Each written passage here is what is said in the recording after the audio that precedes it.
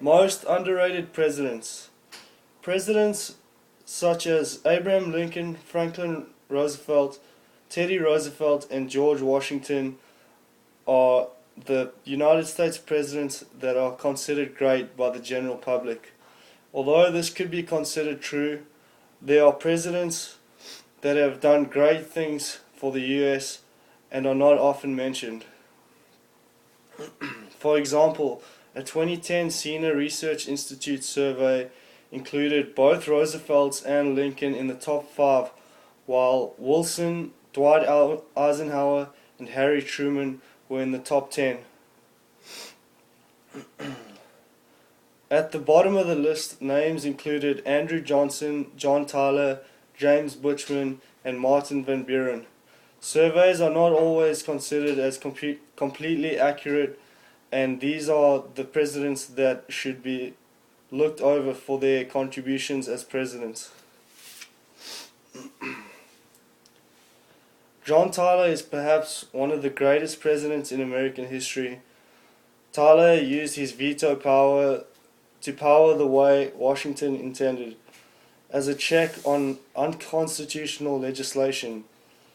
He vetoed the reincorporation of a central banking system, as well as bills passed involving internal improvements and a protective tariff.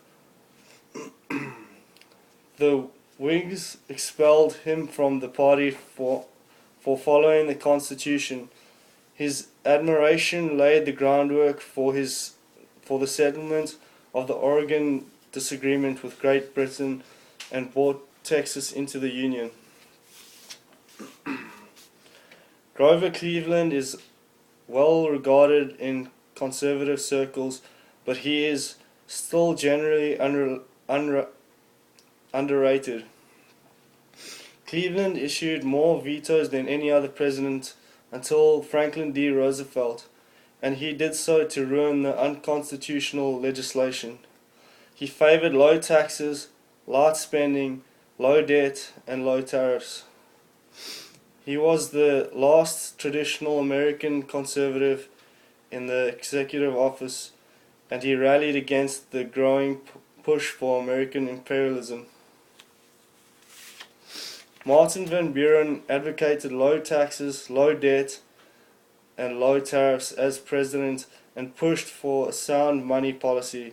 His independent treasury eventually rescued the American economy from inflation and a deep depression. He sought to continue the founding tradition by making the United States a peaceful trading partner with the world. Peace at home and abroad was his primary goal.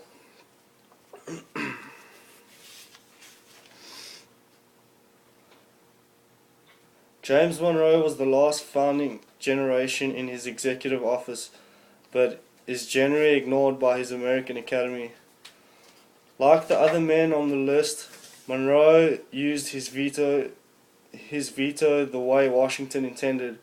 He vetoed an internal improvement bill because he could not find any authority in the Constitution for Congress to pass such legislation. The Monroe Doctrine of 1823 organized an American tradition of non-intervention.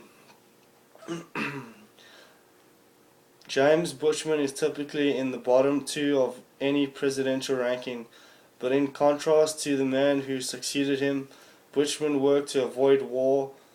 It must be remembered that there were still 8 slave states in the Union in March 1861 when Lincoln took office.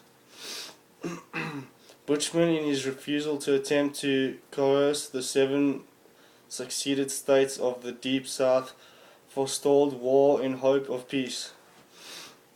Even Lincoln's own advisors, most importantly Secretary of State William H. Stewart and his top general Winfield Scott, attempted to persuade him in 1861 the war could have been avoided. He refused to listen, whereas Bushman did. Bushman should be commended, not scorned for such action. He also favored light taxes, low revenue, only tariffs, and the union of the founders, meaning one section of groups of states should not be allowed to the abuse of others. Each one of these men had flaws and some type of failures during their time as president. Nevertheless, each contributed to making the United States a greater country. While none make it into the top tier of presidential greatness, all of them deserve to have their records examined and their reputations revived. The sources I used were Ammon Harry, John Monroe in Henry F. Graff edition, The President's a Reference History in 1997. I also used Wood, Gordon S. Empire of Liberty, A History of Early Republic, 1789 to 1815. Wilson, William L. The Cabinet Diary of William Wilson, 1896 to 1897. Couldn't have put it better myself, Wood. Well done, Dean.